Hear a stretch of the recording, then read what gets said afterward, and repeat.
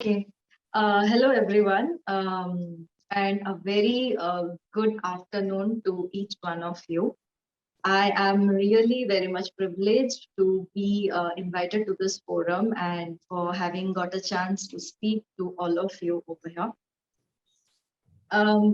As Gayatri has already introduced me, so my name is Hansa Priya, and I have been awarded as Mrs. India Telangana 2020.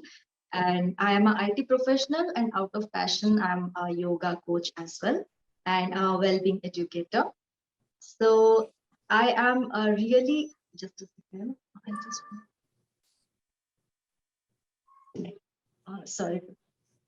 Um, So, before getting directly into the topic of Women's Day, I believe that this is a responsibility of each individual, irrespective of man or woman, to understand why is it so important? What is the significance of this day?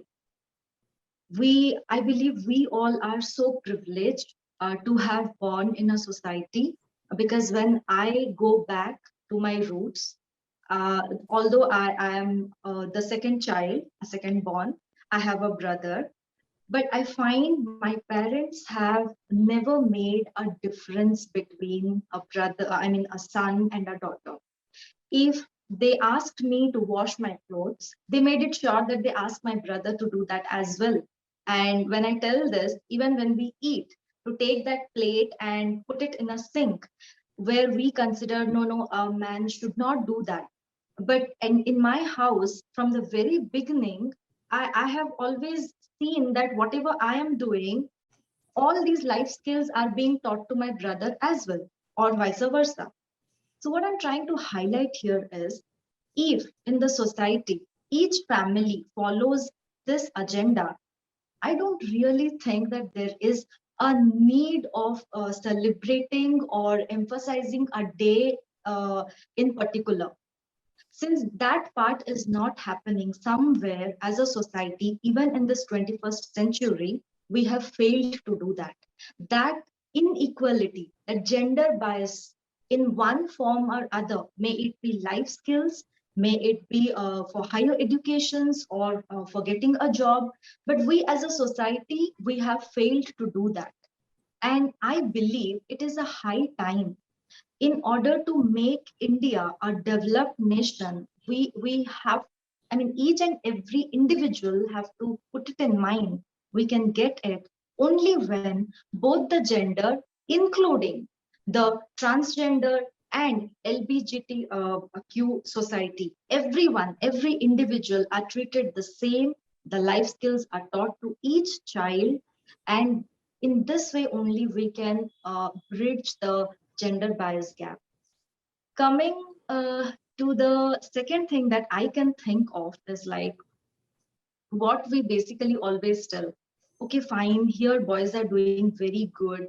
They are very good at sports. They are very good at, I mean, what you take administrative field or you take a corporate field, we will always find the percentage of people who are occupying the higher positions are always more. Even in a recent study, I was just going through it. It's like if we consider the entire world's population and just take how many percentage of women are holding the highest positions of whichever job we take, whichever sector we take, it just reduces to like 15 to 20%. That's all. So does that mean that women are not capable of doing that? I I am sure that you all will echo with my thought that no, they know it, they can do it. But then somewhere this societal pressure or at times the family pressure in one form or other to get married at as soon as they reach 25 they have to get married, as soon as they reach 30 they have to bear a child, whether the women want it or doesn't want it, irrespective of that, they have to sacrifice their careers at one point or other in order to fulfill the family needs or the societal needs. So I think again, it is high time we recognize and give that independence to the woman to take the decision what she wants to do at the end of the day. Because at the end of the day, she is just an individual like any other gender over there. So if that independence is given along with, whenever it comes to take care of a family, that responsibility can be divided in between men and women, so that women also gets equal chance to grow in her career. And I'm sure we all are going to rock even when we reach that position. And the third thing that I can think of is like the crimes. Although we tell like we have so many laws in place, we are doing laws every, I mean, a new law comes up after a revolt. I would tag it like that, in order to, in because in India, for getting a law passed, it is a lot of process that it has to go through. So whatever we are doing, still we are seeing the crime against women in one form or other are still continuing. Although we are blessed to some extent that we don't have to go through other crimes that do happen in a theoretical states like Iraq or Iran. However, still there are crimes that are happening against women. So how we can curb that?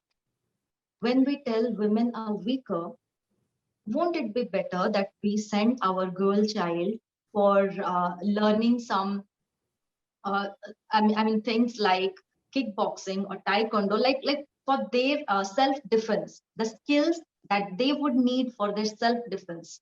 How many of us are we sending our kids for those things, especially our girl child? Even if we are sending, I personally have seen people, as soon as the girls reach their puberty age, like 13, 14, parents just stop them from going. And how far that is, that makes sense. I really don't understand.